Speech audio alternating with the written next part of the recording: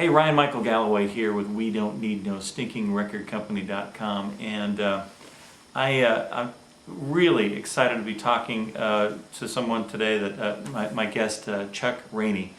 A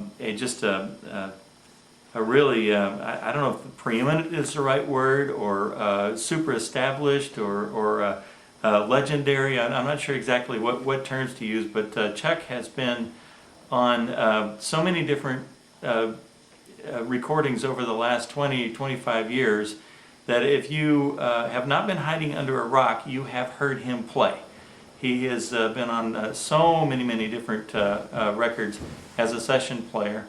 And what I'd like to talk to Chuck a little bit about is how the industry has changed, and how it's changed how session work goes, and how it's affected him, and perhaps he can also talk to us a little bit about how he might change things with what he knows about the business changing right now.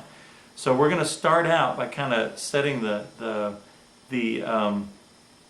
picture, because I want you to let you know I want to let you know who Chuck is and his background and where he's been, just in case you don't know. He's one of those people that's been in the background, but he's been everywhere. He's totally ubiquitous, if I can use that word. He's all over the place, and has just done some of the finest playing. And I mean, I grew up listening to him, and he's not that much older than I am, so he's been at this for quite a while. And so Chuck, first of all, welcome, and thank you for joining me today. It's a pleasure, man. Thanks for asking me. Well, so I wanted to talk to you first about how you started out. Now, it's my understanding that you did not start on bass, that you did some violin and horn, that kind of thing. How did you start playing music, and when did you start playing? Well, it goes back. I have played several instruments. I've played not piano as a professional, because my piano lessons were like 5 and 6 years old. Yeah. And everybody in my house played piano, my mother and my father, and my sister. Ended up, my mother and father did play a lot more progressively, of course, than we did. But also played viola for a couple of years in middle school, and then ended up being a brass major, mainly playing trumpet through junior high and high school. And then in college, I played the baritone horn. Gotcha. And after coming out of college, then I picked up the guitar. When I was in the Army, I picked up the guitar, started playing the guitar, and then gradually got to the bass.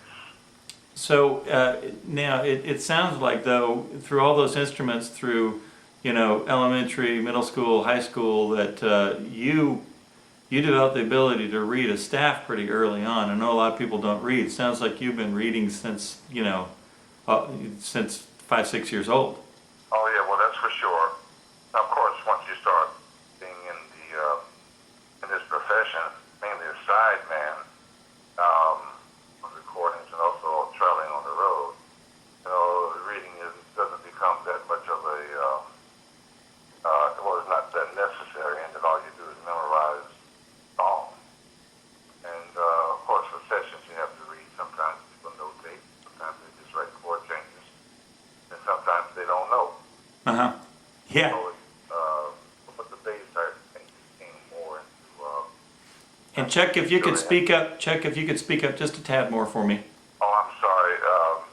I'm just saying that as a bass player, it probably came more where I did not have to read as much at the beginning, and that I was traveling on the road, and also I'm doing sessions, just memorizing or making up a bass line.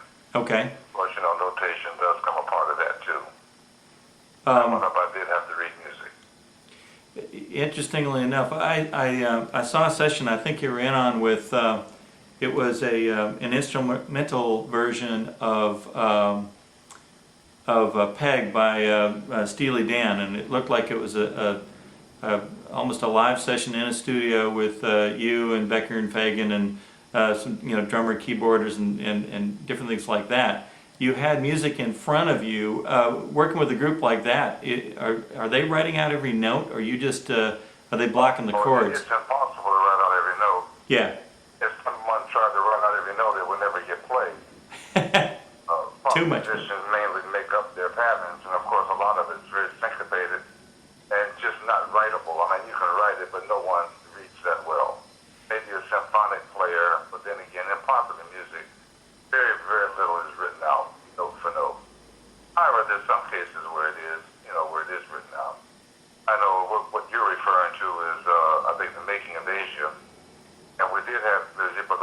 charts. Asia is just not your everyday regular song. Right. It's something you can't learn while you're playing it. You sort of have to know it to play it. And of course, we haven't seen each other for some 20 years, and so you have to be revisited by looking at the chord changes. Gotcha. Everyone is somewhat familiar with, with the songs. They're all hits, Yeah. but just chord changes. Gotcha. Well, I'm going to cap it right there. We've kind of laid a little bit of the groundwork, and then I want to come back and talk a little bit about some of the specific people you've worked with. Not too specific, but I just want to let everybody know where you've been and some of the stuff you've been doing. So, well, we got your early education, so I'm going to close it here. Ladies and gentlemen, I am Ryan Michael Galloway of We Don't Need No Sneaking RecordCompany.com. I'm talking to Chuck Rainey, fabulous bass player and a bit of an icon in the music industry, and we'll be back.